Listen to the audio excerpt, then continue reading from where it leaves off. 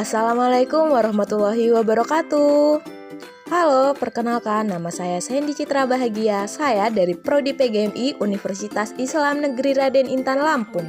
Saya bersama rekan saya yaitu Saya Hijrati Dwi Putri dari Prodi PGMI Fakultas Tarbiyah dan Keguruan UIN Raden Intan Lampung. Oke teman-teman, kami di sini akan mengajak teman-teman semua belajar mengenai lingkungan, permasalahan-permasalahan yang ada di lingkungan, dan bagaimana sih cara menjaga lingkungan. Pertama, teman-teman tahu nggak sih apa itu lingkungan? Jadi gini teman-teman, lingkungan itu merupakan segala sesuatu yang ada di sekitar manusia dan mempengaruhi perkembangan kehidupan manusia. Lingkungan itu terdiri dari komponen biotik dan abiotik. Apa sih itu komponen abiotik? Komponen abiotik itu ialah semua benda mati seperti tanah, udara, air, iklim, kelembapan, cahaya, dan juga suara. Lalu, komponen biotik itu apa? Komponen biotik itu ialah segala sesuatu yang bernyawa seperti tumbuhan, hewan, manusia, dan mikroorganisme seperti virus dan bakteri juga termasuk komponen biotik teman-teman.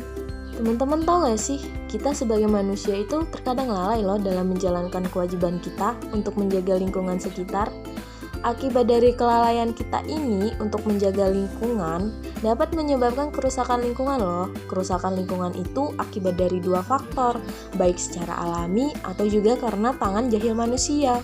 Kerusakan lingkungan ini dapat menimbulkan permasalahan-permasalahan yang ada di lingkungan. Salah satu contohnya yaitu seperti banjir. Banjir itu apa sih? Banjir itu merupakan peristiwa bencana alam yang terjadi ketika aliran air yang berlebihan merendam daratan. Banyak penyebab yang menimbulkan banjir, namun seringkali kita melupakan bahwa banjir bisa terjadi akibat hal sepele, namun berdampak luas.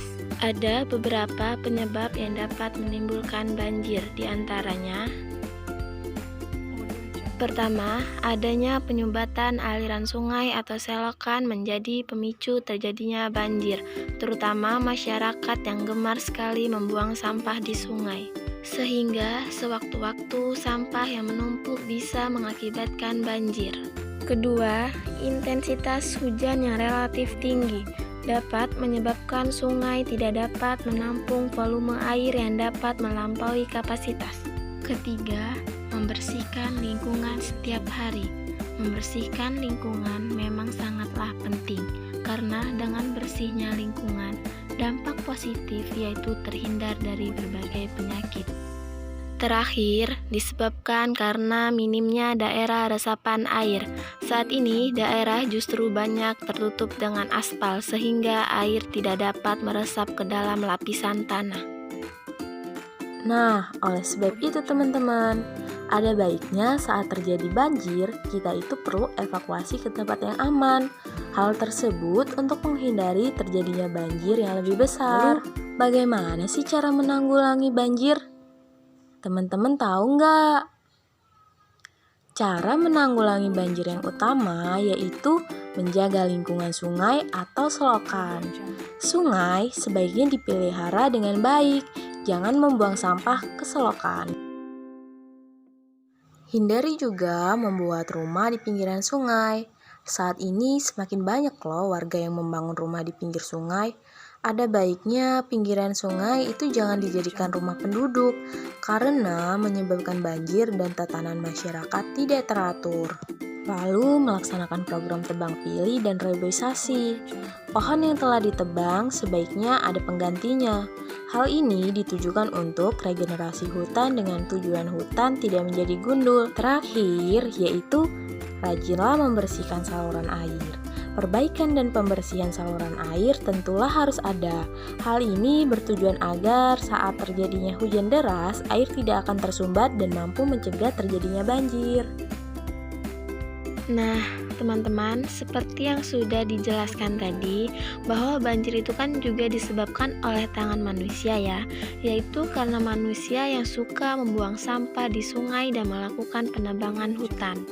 Seperti yang diterangkan dalam ayat Al-Quran bahwa kerusakan di darat dan di lautan itu disebabkan oleh tangan manusia, yaitu dalam ayat Al-Quran Surah Ar-Rum ayat 41 yang berbunyi A'udzubillahi minasyaitonirrajim Bismillahirrahmanirrahim Zaharal fasyadu fil barri wal bahri bima kasabat aydin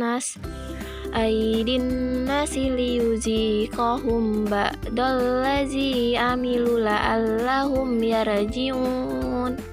Artinya, telah tampak kerusakan di darat dan di laut disebabkan karena perbuatan tangan manusia. Allah menghendaki agar mereka merasakan sebagian dari akibat perbuatan mereka, agar mereka kembali ke jalan yang benar.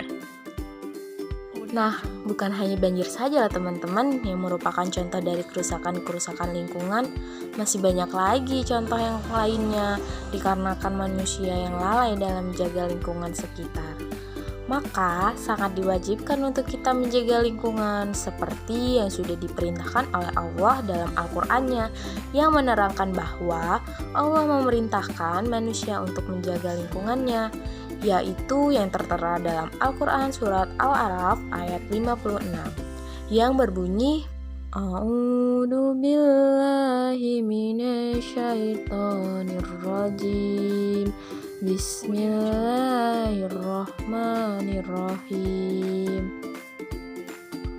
Wala tufsidu fil ardi ba'da islahiha wada'uhu khawfan wa tama'a Inna rahmatallahi qaribum minal muhsinin, yang artinya, dan janganlah kamu berbuat kerusakan di bumi setelah diciptakan dengan baik. Berdoalah kepadanya dengan rasa takut dan penuh harap. Sesungguhnya rahmat Allah sangat dekat kepada orang yang berbuat kebaikan. Oleh karena itu, wajib untuk kita menjaga lingkungan agar tidak terjadinya kerusakan lingkungan yang semakin parah. Dan kita juga mendapatkan lingkungan yang bersih, yang bebas dari polusi. Jadi, bagaimana sih cara menjaga lingkungan yang benar? Teman-teman tahu nggak? Baiklah, mari kita dengarkan penjelasan dari Kak Hijri. Bagaimana sih Kak cara menjaga lingkungan yang benar? Oke teman-teman, jadi ada banyak cara untuk kita menjaga lingkungan kita agar tetap bersih dan sehat dan tidak terjadi kerusakan lingkungan seperti contoh yang tadi yang dapat kita lakukan. Yang pertama, ayo buang sampah pada tempatnya. Membuang sampah tidak pada tempatnya membuat lingkungan menjadi kotor dan terdapat berbagai penyakit. Kedua, sebisa mungkin menghindari penebangan hutan liar dan dapat menyebabkan gundulnya hutan.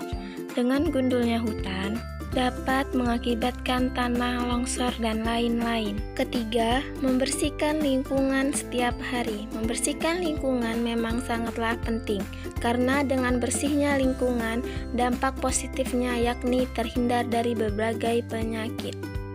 Tidak merusak tanaman sekitar. Dengan selalu menjaga dan merawat tanaman, maka tindakan kita ini termasuk menjaga lingkungan alam. Kelima, tidak membuang bahan kimia di aliran sungai. Seperti yang kita ketahui bahwa membuang limbah ke aliran sungai dapat menyebabkan sungai dan sekitarnya bau.